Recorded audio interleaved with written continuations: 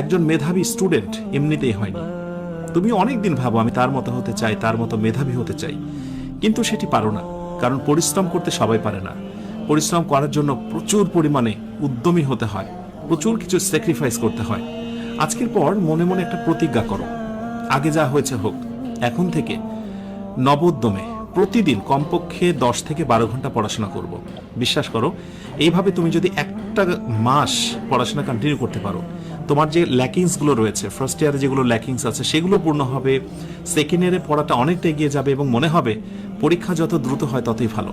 একজন মেধাবী শিক্ষার্থীর কাছে পরীক্ষা কোনো বিষয়ই না, কিন্তু যখন তুমি উইক মানি স্টুডেন্ট হয়ে যাও, পড়াশোনা অত ভালো থাকে না, তখন পরীক্ষা যেন তোমার কাছে এক অন্যরকম ভয়ঙ্কর বিষয়। ইনশাআল্লাহ আশা করি তুমি যথেষ্ট সচেতন এবং সচেতন হবে।